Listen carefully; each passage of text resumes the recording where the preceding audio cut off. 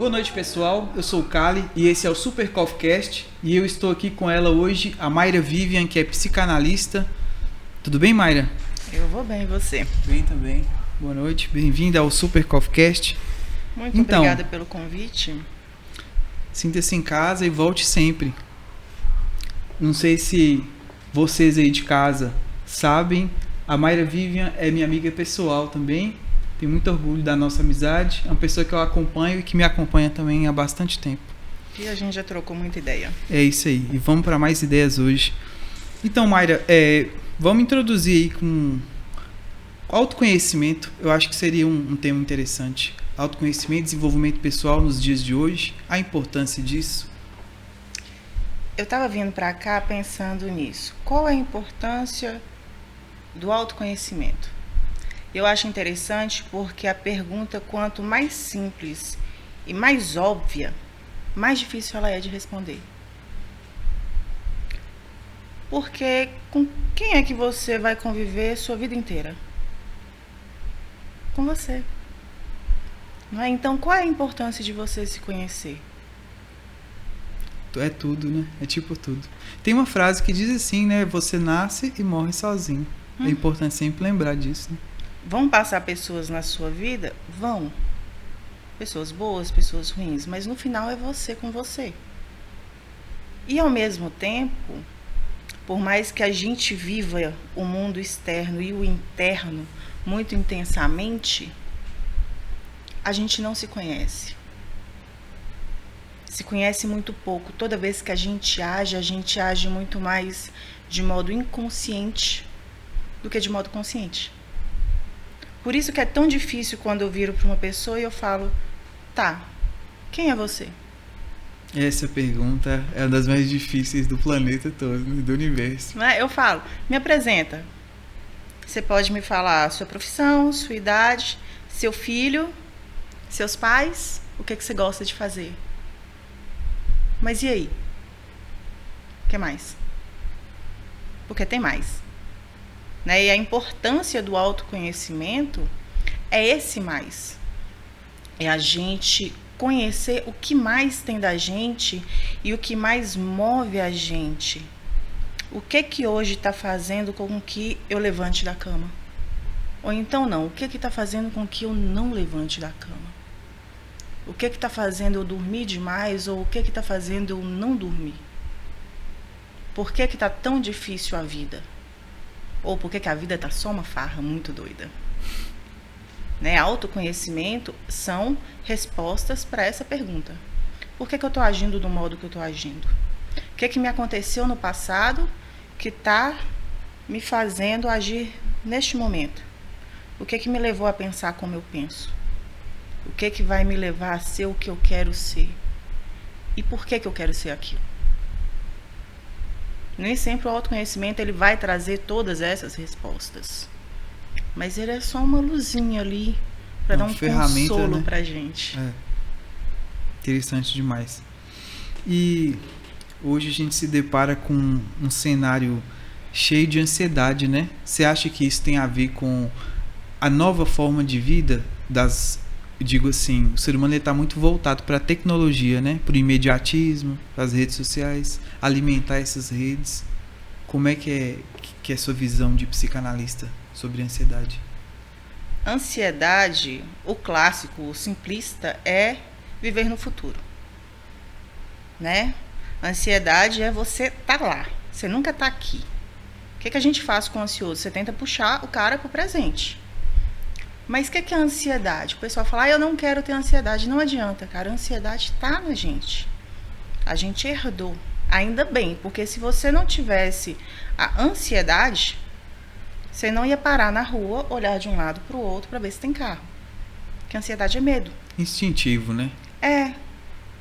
A ansiedade é o que te faz pegar o celular, às vezes numa rua meio suspeita, tirar do bolso de trás, colocar na frente. João Ribeiro, sempre. A ansiedade salvou os homens das cavernas. Sim. A gente herdou isso. Né? É uma memória biológica, genética, que ela vem com a gente, então ela não é ruim. Ela é ruim quando o nível é alto demais. Isso gera sofrimento. Oh, né? Só que qual a diferença deles, do passado, que a gente herdou, e o nosso? Antigamente, você corria do quê? Você tinha medo do quê? Você estava lá no mato caçando, tinha um barulho na selva, no matinho lá atrás. É um leão, é um, sei lá, um tigre, dente de bicho. sabre. Ou você luta ou você corre. Quem sobreviveu foi quem correu, em sua maioria. Ou seja, o medroso se salvou. Sim. Né? O medo salvou a gente. Hoje em dia a gente pode não ter um leão. Né? Tem hora que a gente até tem um risco de um assalto, algum tipo de crime. Mas normalmente a ansiedade ela está vindo pelo medo, pelo sentimento de incapacidade muito mais interno. Ele vem das emoções. E muito dessas emoções, elas são implantadas na infância. É aquela hora que você... Vamos falar que você vai ensinar uma tarefa para o seu filho. Aí você senta seu filho aqui e fala com 3, 4 anos de idade. Quanto que é 2 mais 2? Ele embanana, ele não sabe, ele tá com preguiça. Você anda, moço, larga de ser burro, anda logo ser retardado. Antigamente o pessoal fazia muito isso, né? Sim. Pega uma régua, mete a régua no menino, grita pra mãe, esse menino aqui, ó, deve ser de sua família. Porque lá na sua família todo mundo é burro mesmo, não consegue fazer nada certo. O que a criança pega? Primeiro que você tentar ensinar na agressividade, ela já vai criar um receio barreira, né? de matemática. É capaz de ir para português, mas matemática ele não quer saber. Né? Só que ele vai internalizar o quê? Eu não sou capaz. Isso é terrível. Eu sou burro. Eu não consigo. Então, quando chega na vida adulta, às vezes, por exemplo, nesse caso, o menino ele vai fazer uma prova de vestibular. Porque ele quer muito ser professor de português. Porque matemática ele pegou pavor. Né? Ele não sabe por quê. Faltou autoconhecimento. Mas ele quer português. Cara, na hora que ele vai lá fazer o Enem, que ele vai fazer a prova, ele começa a suar. Começa a dar taquicardia. A mão começa a transpirar. Ele acha que ele vai infartar. E a mente começa a pensar 1001 coisas que ele não consegue raciocinar, ele não consegue separar o pensamento. E na mente dele fala assim, eu não sei isso, ele não consegue ler, ele não consegue raciocinar. E a respiração vai falhando, vai falhando, vai falhando, vai falhando. E ali vai apertando o ambiente. Por quê? Porque ele pensa, lá no fundo, você é burro, você não consegue, você não entende nada. É quase um decreto que teve na infância naquele momento, né? Esse pensamento gera um sentimento, né, de inferioridade, de medo, de incapacidade, que gera uma reação física, que é ataque cardíaco, que é a sudorese, que é a ansiedade. E essas reações físicas, elas são muito interessantes. Por quê? É o suor, é o coração disparado, né? O sangue ele vai para as pernas. Não tem muita circulação no cérebro. E a respiração ela fica superficial. Paralisa mesmo, né? Não, isso aí é a comprovação que a gente herdou lá dos homens da caverna. Por quê? É tudo para você correr. Por que o suor? Porque se a presa for te morder, escorrega um pouco. Nossa. Entendeu? A respiração é para esticar. As pernas têm a circulação sanguínea. É sobrevivência mesmo. Só que você vê que é uma reação de medo, de reação, diante de uma verdade que está na mente. E o pessoal não dá valor para a mente. O pessoal fala, isso é frescura, para de pensar nisso. Não, muda de pensamento. E não é assim. Tudo que passa na sua mente, para você, é verdade. Se para você aqui em cima tem um elefante branco, tem. Não importa para mim.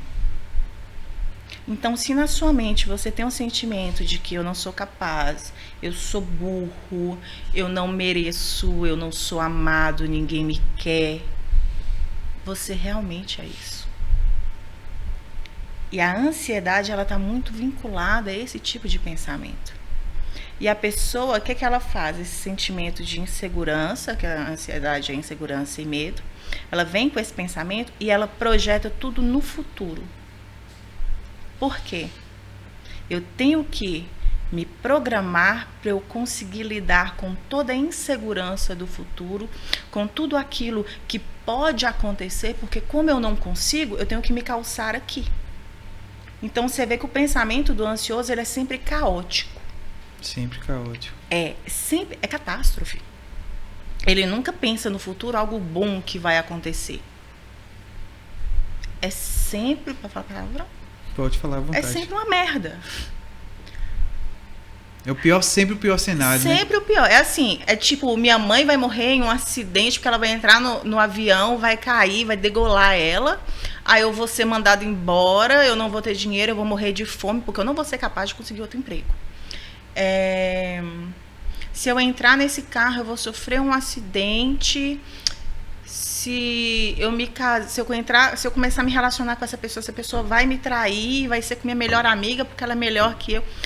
Volta lá no gatilho de não merecimento, né? Isso por quê? Porque em um momento uma pessoa que não tinha capacidade de equilibrar suas emoções, de se conhecer, foi desequilibrada na criação. Passou aquilo adiante, né? Desequilibrou aquela criança. Eu não falo que tudo é culpa dos pais, não. Mas que a criação ela tem um peso muito grande na gente, tem.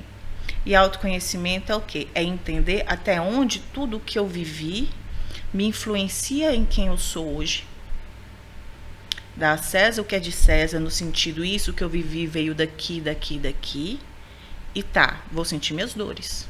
Não vão menosprezar isso, né? Mas a partir daí que eu passei por esse processo, o que eu vou fazer com isso? Aí é autorresponsabilidade. Aí já é um outro paranauê, vamos falar assim. Mas que tem um peso? Tem. Tem um pensamento, abrir um parênteses aqui. Tem um pensamento de um neurocientista que ele fala o seguinte, né? Ele fala que, eu não vou me recordar o nome, talvez se eu lembrar eu coloque na descrição do vídeo. Ele fala que nós não temos livre-arbítrio a nível psicossocial, né? Porque ele diz assim, ele coloca uma situação assim: imagine um indivíduo que sofreu, ele já começa pontuando o trauma em casa, pode pegar até o exemplo que você deu de não merecimento, incapacidade e tudo mais, ele já tem aquele drive instalado ali nele. Aí no colégio ele fica mais velho um pouco, não escolhem ele para disputar no time de futebol, deixa ele por último ou mesmo, sei lá, não escolhem ele. Posteriormente ele tem uma fé com uma mocinha, com alguém e acontece dele ser rejeitado novamente.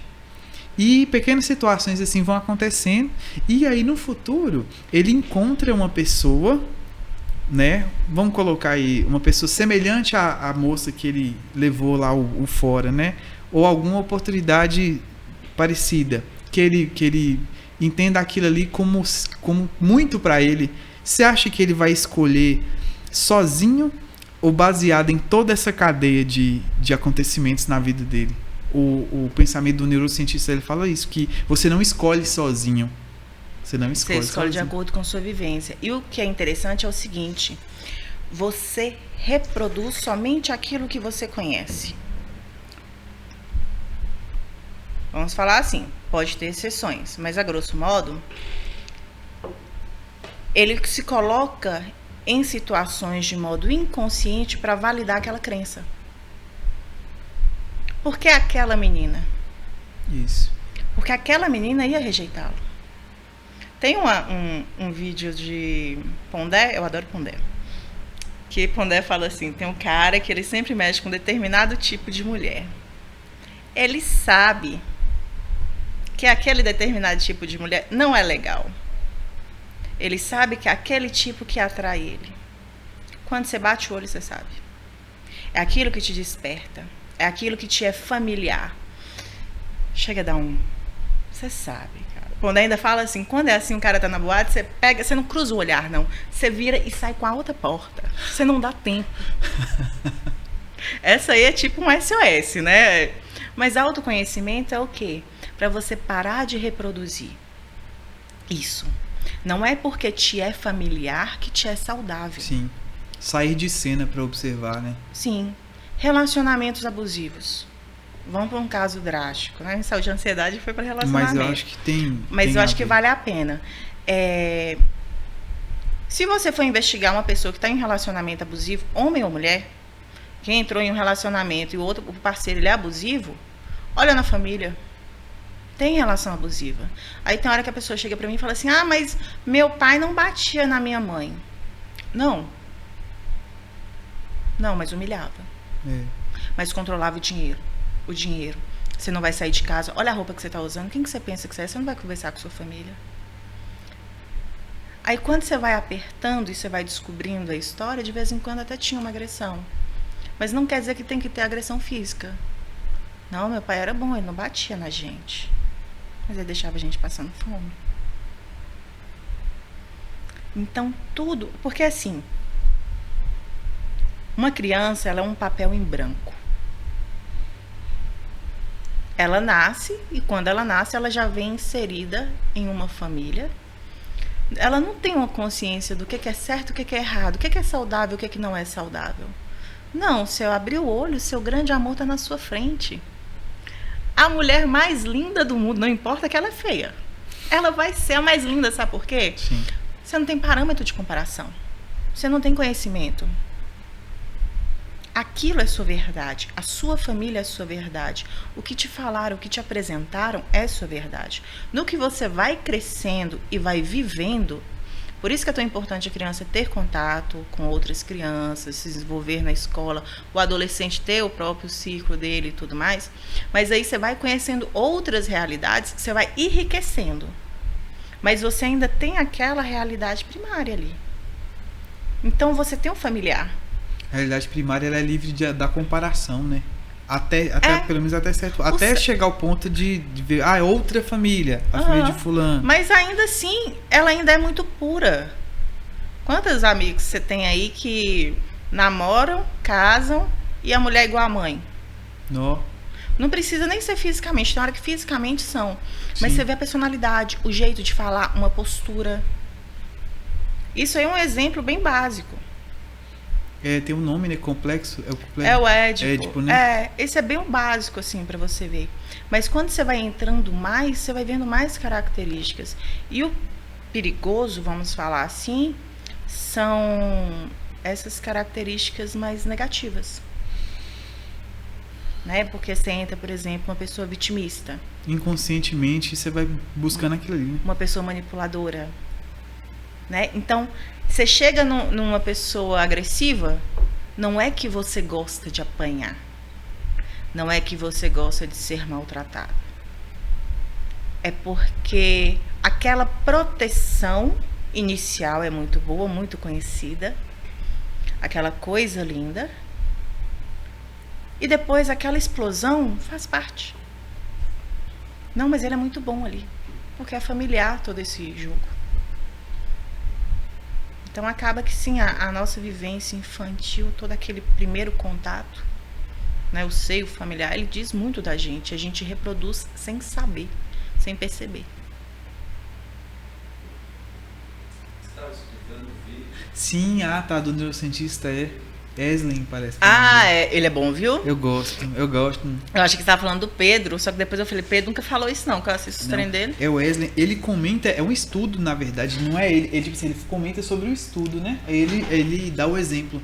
Ele fala que ele acredita, ele leu esse estudo e tal, e ele aderiu, né? Ele é adepto dessa crença que não existe livre-arbítrio.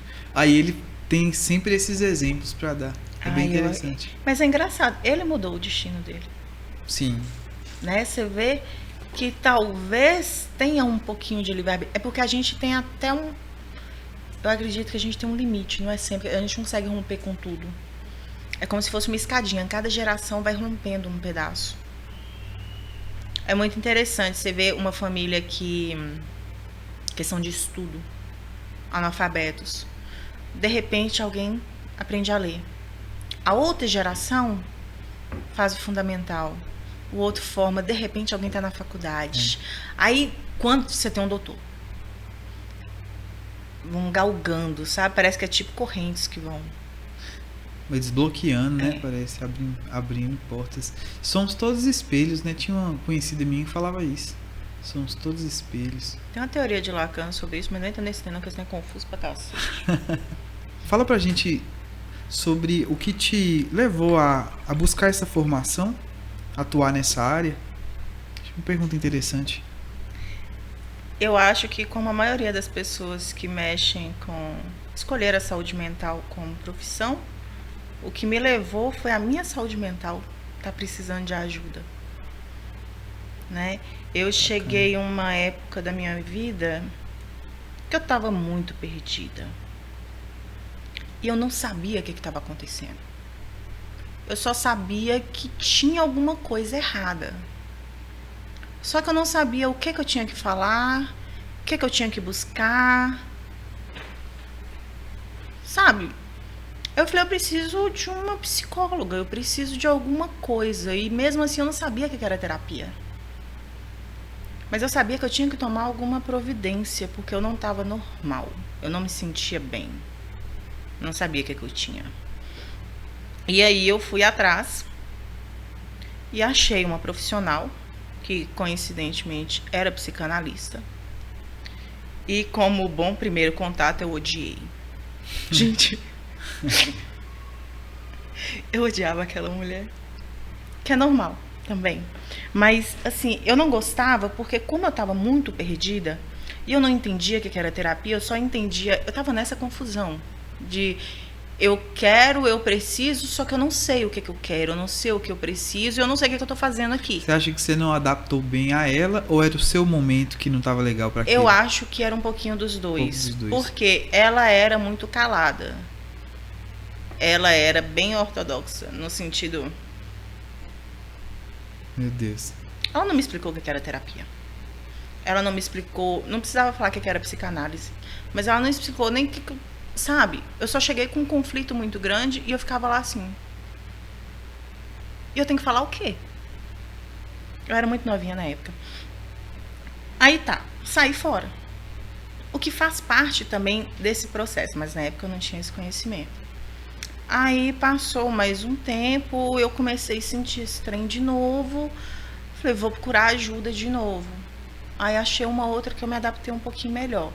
Eu não lembro qual que era a abordagem dela, não. Aí passou mais um tempo, também não me adaptei. Fui para uma outra, com essa eu fiquei mais tempo. Passou, troquei para mais uma. Aí eu descobri a psicanálise. Eu descobri a psicanálise, eu já estava cursando... Não, eu já tinha formado em Direito.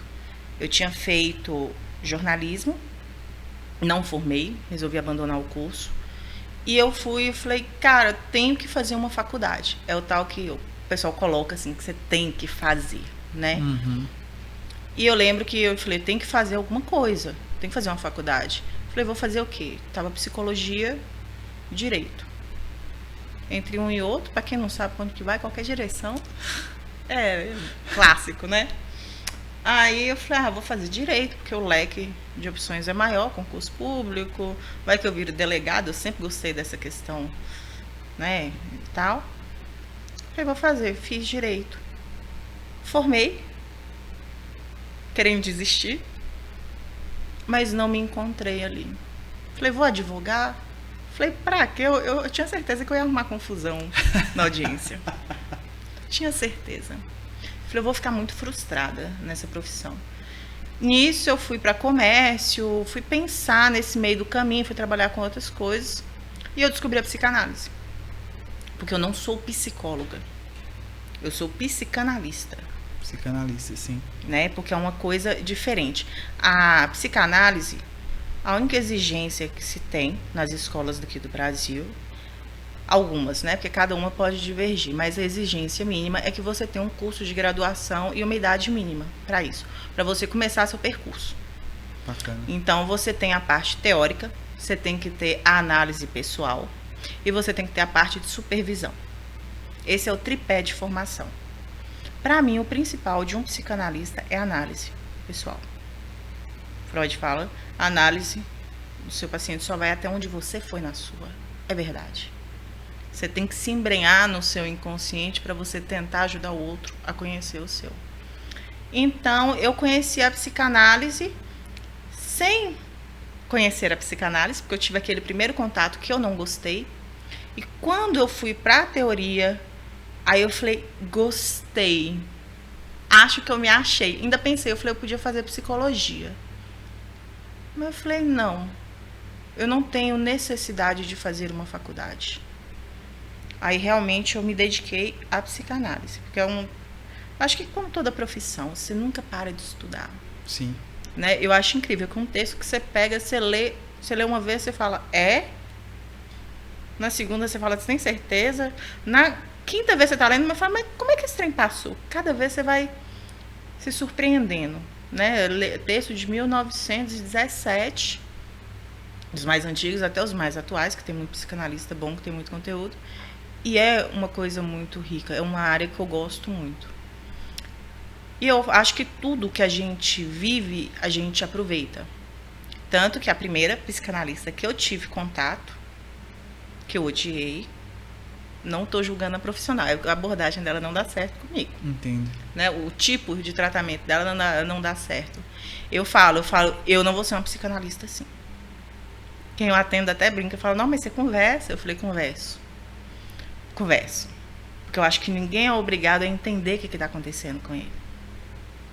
Eu não chego para você e vou te explicar igual você falou assim, Édipo, né? Eu não vou te explicar a teoria. Eu não vou usar aqueles jargões, aquele negócio. Não. Mas eu vou te explicar que tem justificativa para a mamãe ser seu grande amor. Uhum. Para você ter um padrão de repetição nos seus relacionamentos. Eu deixo de um modo muito mais claro. Mas eu jogo uma teoria para a pessoa. Porque naquele momento que eu busquei ajuda, eu queria isso. Então, todo o meu trajeto que me levou à psicanálise foi nesse sentido que me tornou esse ser, assim. Tudo que eu já vivi, eu uso. E tudo que eu vivi me levou à psicanálise. Isso é sábio. Nossa. Eu falo que demorou um tiquinho para eu achar minha profissão. Demorou. Mas foi sem pressa, mas foi aquela que... Quando eu achei, eu falei,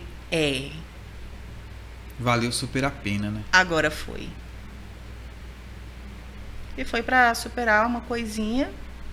E depois que você faz a análise, você descobre que nunca é uma coisinha. Porque autoconhecimento é assim. É tipo, você vai cavar aqui, né? Só que aí você descobre que não é só isso aqui. Você tem mais esse restante todo. E você falou sobre abordagens. Qual abordagem você utiliza? E hoje você atende, emendando uma pergunta na outra, né? Hoje você atende mais mulheres ou você atende mulheres e homens? Qual o perfil do seu cliente? Vamos falar assim, questão de autores, né? Para direcionar atendimento. Eu não tenho um autor que eu falo que eu sigo. Por exemplo, Freud, Lacan, Ferenczi, nada disso. Porque cada atendimento é muito único.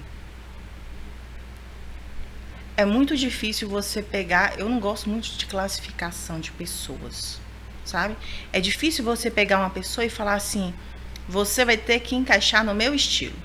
Então, eu sou, não sei, lacaniana, eu vou aplicar um corte aqui com você. Tô falando coisas tipo assim, não, você tá sendo prolixo aqui na sessão, eu vou cortar, acabou a sessão em 20 minutos, quando vai pensar a respeito, me traz alguma coisa na próxima. Se você fizer isso na minha sessão de análise, eu não volto. Entendo. Tá? E tem hora que a pessoa, por exemplo, que tá ali, ela tá enrolando porque ela tá tomando coragem para te falar de uma coisa maior. Nossa, isso é né? Interessante mesmo. Aí você tem que ter uma visão, mas, por exemplo, do Ferenczi, que ele pegou muito trauma, muito abuso. Então, você tem que ter calma. Tem hora que numa sessão você dá um abraço numa pessoa. Tem sessão que você fica aqui, ó. Tem sessão que dura 1h30. Tem sessão que a pessoa não aguenta, o máximo é 40 minutos. Eu já estendi sessão, eu já encurtei sessão. Eu já fiquei calada uma sessão inteira com uma adolescente porque ela não queria abrir a boca. Nossa. Ela ficou calada, eu fiquei calada. Como se deu isso aí? Aí eu olhei. Desculpa a curiosidade, eu sei que É o que eu falo. Adolescente eu só atendo quando eles querem ir. Eu sempre deixo isso claro. Entendi. Mas sempre tem um pai ou uma mãe abençoada que força o adolescente aí. Consegue conduzir, né? Aí eles vão, com aquela pose super simpática que todo adolescente tem. Aí eu posso fazer o quê? Eu falo, e aí? Não queria estar aqui, minha mãe que trouxe. Falei, mas você não quer conversar comigo? Por que sua mãe? Por que você acha que sua mãe te trouxe aqui? O que está acontecendo? Então tá. Eu respeito o limite. Eu não tenho que forçar. Ela já foi forçada a estar ali comigo. Cada um é um manejo. Eu já tive... Esse caso é muito interessante. Eu estava pensando nele esses dias. Teve uma vez que ele foi, mais velho, uns 18 anos, foi por vontade própria. E durante a sessão, a primeira sessão, a gente foi falando uma questão que não sabia cobrar pelo serviço dele. Interessante. Né? Aí eu falei, mas serviço é serviço.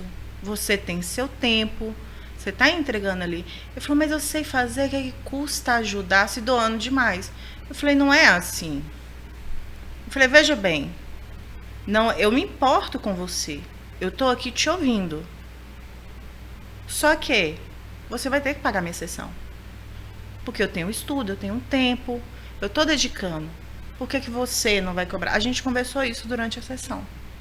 No final da sessão, ainda falei assim, você está me usando como profissional. Uma outra pessoa também te usa como profissional. E tá tudo bem. Isso é uma troca, por isso que a gente tem o dinheiro. É um jeito de valorizar o que você está fazendo. Conversa com ele. Aí no final ele pegou o dinheiro assim e falou assim, já que você não se importa de ser usada, e jogou o dinheiro. Um profissional que não seja da área de saúde pode se sentir humilhado, afrontado. Para mim não, eu achei muito interessante. Eu queria que ele tivesse voltado, ele não voltou. Sei. Mas eu achei muito interessante, porque pelo menos ele expôs a raiva. Ele não é tão bonzinho assim. Entendi. Eu gostei daquilo. Havia uma revolta contida. O que ele fez? Ele jogou a raiva pra mim. Ele desfez de mim. Mas não era de mim. Entendi. Ele estava projetando, né? Então, como é que você pega cada pessoa e você fala, eu só trabalho nessa linha? Não tem como. Tem gente que não quer que eu falo nada. Não. Ela quer soltar. Ela precisa daquilo. Sobrecarregada. Ela precisa da minha atenção 100%, mas é aqui, ó. Tem gente que não, tem gente que precisa de troca. Tem gente que precisa falar assim, o que você acha disso? Eu tô certa? Eu não dou resposta. Né? Eu falo o quê? Não cabe a mim falar se você tá certo ou não, o que você tem que fazer. Porque quem vai arcar com a consequência é você. Sim. Mas eu tô do lado da pessoa para ajudar ela a pensar. A tirar do inconsciente. Então, cada ser é um ser. Cada um é cada um que... Eu acho interessante quando eu abro a porta, eu nunca sei quem tá ali. Fala, quem será que vai chegar? Qual que vai ser a boa da vez? Né? E quanto à questão de homem ou mulher, varia muito. Hoje eu acho que eu tô com 50-50. 50% homem e 50% mulher. É mesmo? Bacana. O homem, ele é mais resistente à terapia. Ele é mais resistente. Você acha que isso é um reflexo do patriarcado? do modelo de sociedade que a gente tem nas últimas décadas? Porque em algum momento alguém falou que homem não pode ter sentimento, que homem não chora. Homem não pode demonstrar fraqueza, né? Porque para você ser macho, você tem que ser macho alfa. Nossa. E qual que é o problema de você chorar? Não tira a masculinidade de ninguém. Não tira nenhum. Né? Mas eu acho que agora tá diminuindo. Mas o homem, normalmente, por exemplo, eles desviam um pouquinho da psicanálise. Eles buscam mais aquela... Não é aquela terapia de eu quero ir para minha subjetividade. Eu quero me conhecer, me conectar meu sentimento, compreender aquilo que eu vivi. Ele tem uma resistência a isso também muito grande. Ele quer mais, o que eu tenho que fazer para melhorar isso aqui? Prático, né? É tipo 5 passos para felicidade, 5 passos para alcançar o meu macho alfa, 5 passos para o meu relacionamento dar certo. E não é tão simples assim. Ah, se fosse. E pegando carona nesse assunto, em relação a... Eu me deparei até com uma situação parecida com isso. Não foi exatamente isso não, mas... Os pais, muitas das vezes... E homens também, né? Os pais que não veem a análise do seu filho ou de qualquer pessoa como se fosse como uma prioridade na vida. Aquele preconceito, um bloqueio, achar que a palavra é terrível, mas eu vou ter que falar. Eu já ouvi isso, que é frescura. Você procurar um psicólogo, etc. Eu acho bastante atraso. O que você acha que acarreta isso aí, desencadeia isso aí? Eu não atendo criança, né? Mas uma vez eu estava conversando com uma psicóloga e ela atende muito criança. E ela estava parando de atender. Nossa. Aí eu falei, por quê? É tão difícil o manejo? Né? Ela falou, não, com a criança é muito fácil. Até a evolução da criança é fácil. O difícil são os pais. Nossa. Porque quando você começa a caminhar com a criança, que você chama o pai e ele enxerga o erro, e você viu que eu coloquei aspas, Sim. né? Ele tira a criança da terapia. Aí é sacanagem. É autossabotagem e autossabotagem. Os pais, eles têm um grande problema que eles se cobram demais. Eu coloquei um pouquinho de culpa aqui, né, na questão que a gente falou da ansiedade, na criação, coloquei. Porque tem a responsabilidade, sim. Mas eles se culpam. E por eles se culparem por querer ser perfeitos, eles não assumem. Eles tampam os olhos, eles não querem ver que tem alguma coisa de errado, que o filho precisa de ajuda. Eles não aceitam a verdade que está ali na frente. Eu acho que o grande problema é isso. Aí fala, não, terapia é frescura. Esse menino tá precisando de surra. Maria, Deus o livre. Mas tem. Por quê? Porque a partir do momento que minha filha, né, eu tenho um caso desse, a partir do momento que minha filha ela é diagnosticada com depressão, de quem que é a culpa? É pesado, né? Se o pai se cobra, né? Ele pode se cobrar e falar, se o problema tá com minha filha, ela tava aqui, ela tá com isso. Isso é frescura, menina, para com isso, acorda. Vai fazer alguma coisa, sai desse quarto. Associado a um gatilho de medo também da responsabilidade, igual você tá falando, né? É, porque dói encarar a verdade. A verdade é o quê? O que aconteceu? Aonde foi nesse meio do caminho, nesses 18, 20 anos, que a gente conviveu aqui, que se perdeu alguma coisa? Aquela pergunta clássica, onde foi que eu errei, né? Você viu que eu nem falei onde foi que eu errei? Foi exatamente nesse cuidado, para não colocar tanto a culpa. Sim. Mas que foi que se perdeu? Aonde que você se sentiu tão cobrada? Porque a depressão vem muito da cobrança. Tão cobrada, tão negligenciada, tão culpada para você estar hoje assim. Aonde que eu estava que eu não te vi? Que eles se perguntam isso. O que aconteceu? Como a verdade ela dói e a gente não tem o costume de encarar a verdade, um pai vai ver a filha ou o filho nessa situação, ele prefere falar que é frescura. Falar que terapia é modinha. Minha época não tinha isso, não. A gente dava 2 cunhadas aqui e resolvia o problema do menino. Nossa. Se você estivesse lá na roça, como é que é? Com a enxada? Com a enxada não tava com isso. Besteira. Mas é porque é um jeito de se defender. Sim. É ruim? É. Mas é porque é um desespero. Porque fora isso, ele vai ter que lidar com o sentimento dele de incapacidade. Porque se culpa também. Você acha que, assim, pela sua experiência, você tem tido muito contato com...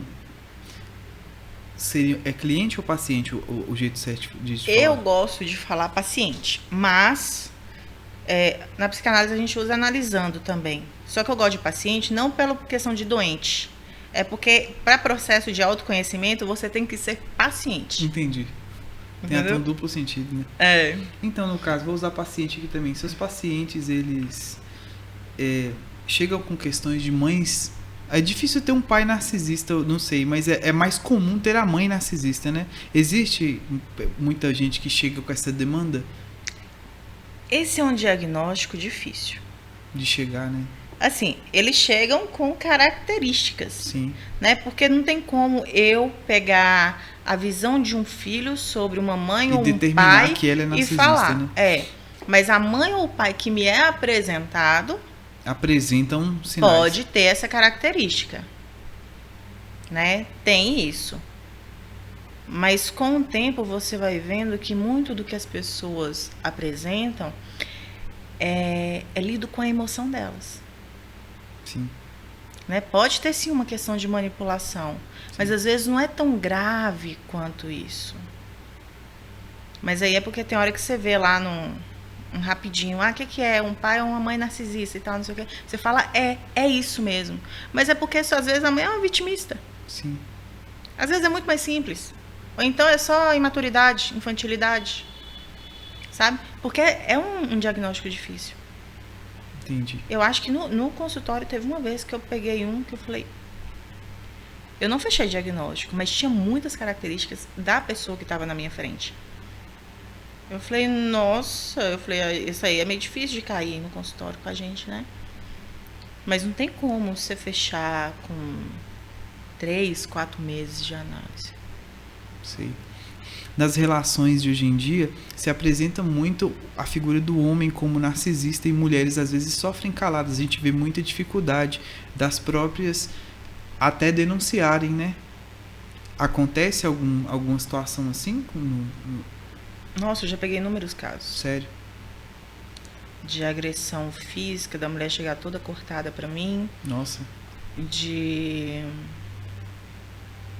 agressão verbal, tortura psicológica, de fazer coisa que você falar assim, isso existe mesmo? Nossa, que triste. Existe. Aí você fala, nossa, mas por que a mulher se submete a isso? Não é tão simples. Não é tão simples de... É simples de entrar, mais ou menos, né? Não é tão simples de sair, não é tão simples de suportar. A própria mulher, ela tem que lidar com uma culpa de estar ali. E ela tem uma esperança de, no fundo, ela tá errada, porque... Sério que eu tô vivendo isso? Será que eu não sou a louca? Por que ele implanta isso? Né?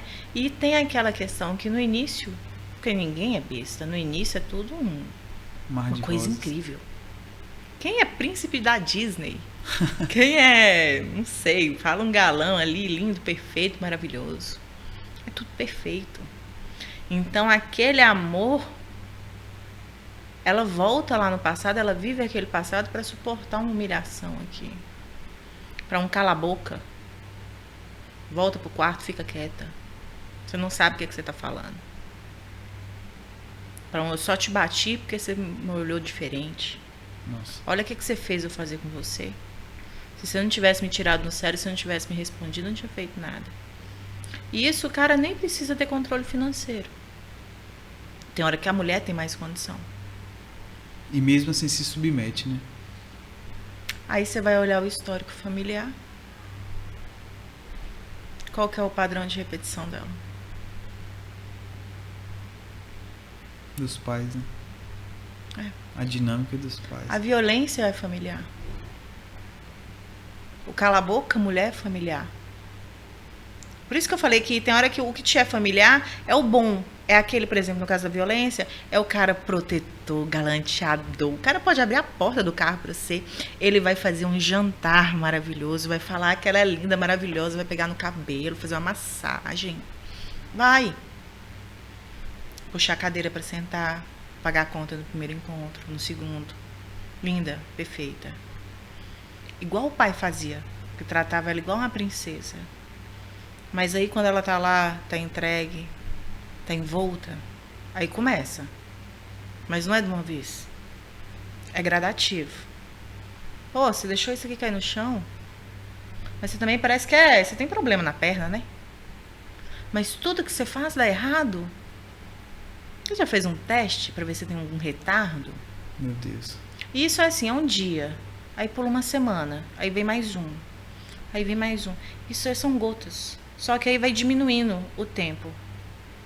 De repente, uma humilhação que levava um mês para acontecer, ela acontece todo dia. E a autoestima da mulher, ela vai baixando. Mina a resistência também. E no fundo, quando ele fala assim, ela fala, eu vou embora, por exemplo. Ela cria, dá um up nela lá, ela fala, quer saber, eu vou embora, eu cansei, eu não mereço isso.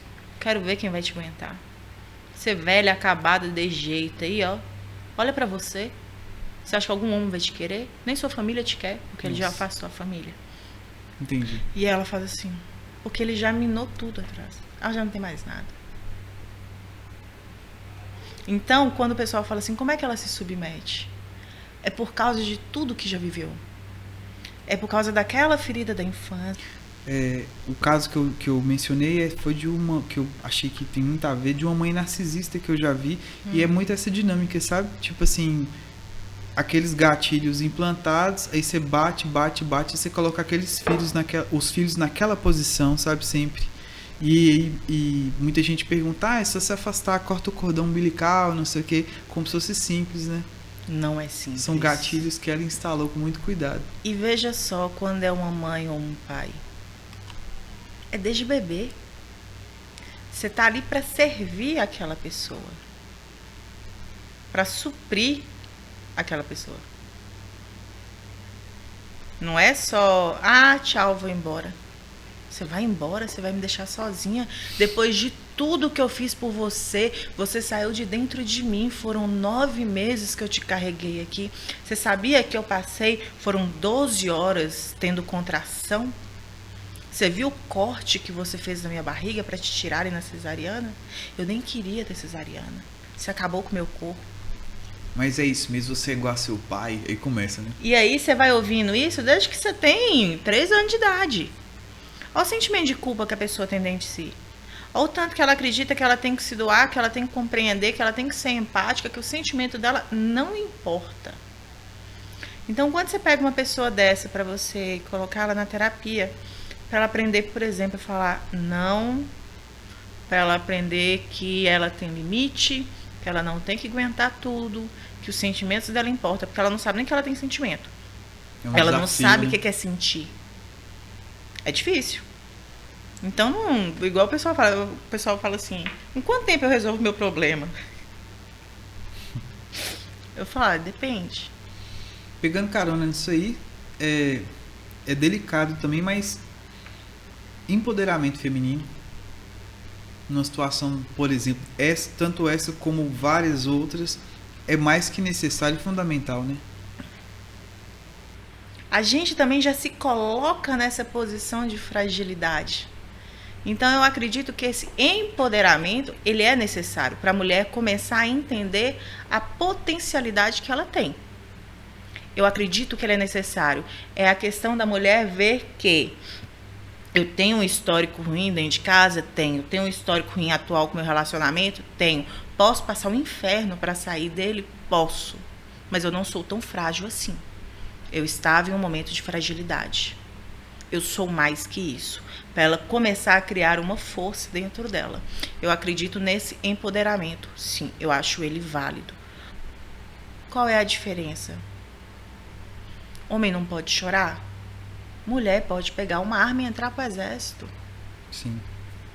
Eu lembro para mim como foi frustrante quando eu era criança. Meu sonho, criancinha assim, uns 13 anos, eu coloquei na cabeça que eu queria ser médica. Só que eu queria ser médica do exército. Legal. Tupetuda, né? Eu não sei quem foi a alma de Deus, abençoada, que virou para mim e falou assim, você não vai ser. Porque você tomou bomba. Quem toma bomba não entra pro exército. Nossa. Eu internalizei aquilo.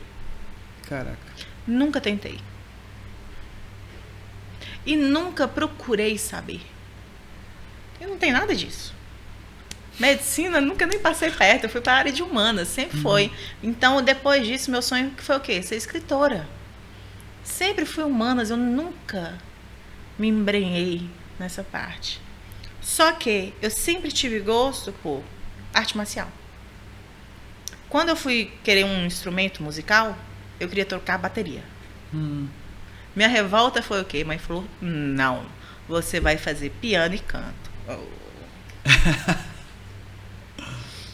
Porque eu era mulher. E como mulher, eu não podia fazer bateria, que era coisa de homem. A gente tem uma mania de colocar caixas, né? Hoje, as mulheres, elas estão com essa questão de se empoderar, de falar, sim. Tá indo para alguns extremos, tá? Mas faz parte dessa transição, né? E até dessa revolta, porque muitas foram caladas durante muito tempo, sofreram muito abuso, sofrem assédio demais. Assédio é uma coisa tão comum, que você sofre todo dia, você passa reto.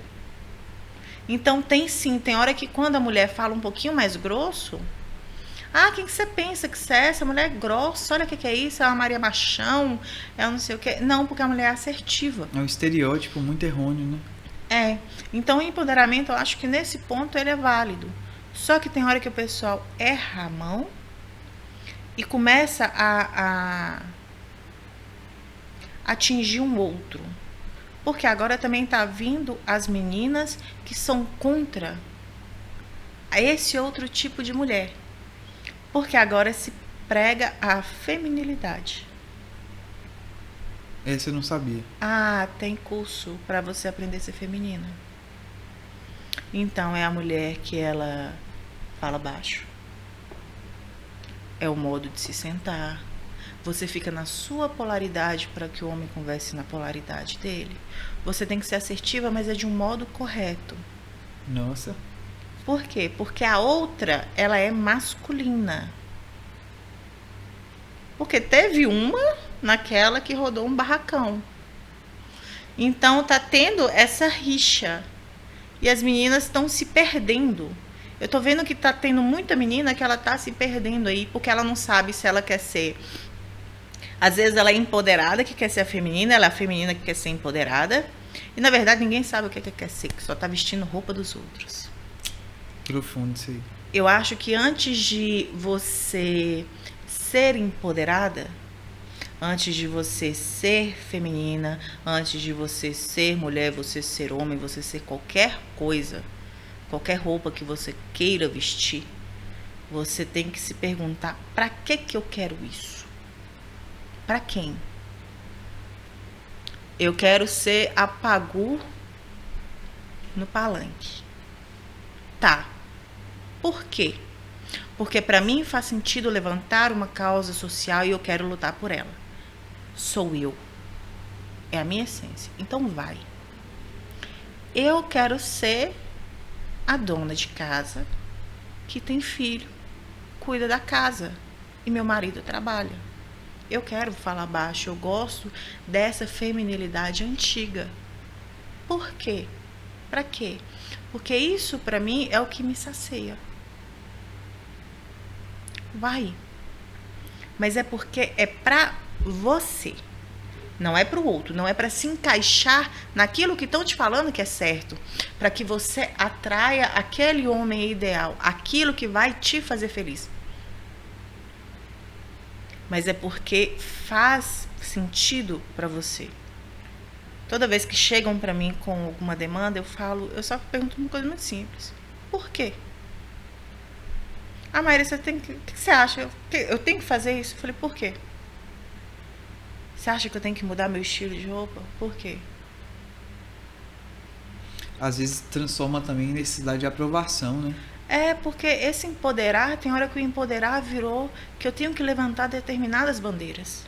Tem hora que eu não quero levantar bandeira. Tem hora que eu quero deitar no meu sofá e ler meu livro. E às vezes o meu livro é um livro de romance. E tá tudo bem. Falando em livro, você falou também que sua paixão era escrever. Você tá com uma novidade aí, né? Estou... Esse bebê que demorou pra sair, tava parecendo um filho de elefante, que eu nunca vi um trem pra demorar tanto na minha vida. Resolvi me aventurar no campo da escrita. Resolvi fazer aquilo que a gente tem que fazer, que é ir sem achar problema. Então resolvi escrever um livro, E a proposta do livro é o seguinte: ele é bem feminino, público totalmente feminino. Sim. O que eu gostaria de escrever para minha melhor amiga? O que eu gostaria que ela lesse? Em qualquer momento, tipo, abrir um e-mail, que é um pouquinho longo, né? E tá ali para ela, para um dia triste, um dia feliz, um dia qualquer, um dia de angústia. O que eu gostaria de falar para ela? Ou o que eu gostaria de falar para mim? O que eu gostaria de ouvir? E aí eu fiz um livro de crônicas, que chama Cartas para a Minha Melhor Amiga. Ótimo nome, gostei do nome. Né? Que é exatamente isso. São cartas no qual o objetivo é fazer pensar, é acolher, né? E ali eu discuto família, amores líquidos, né? Carreira, por que se entregar a um amor e esquecer seus objetivos? Sim. Né? Eu falo sobre o vazio que a gente sente.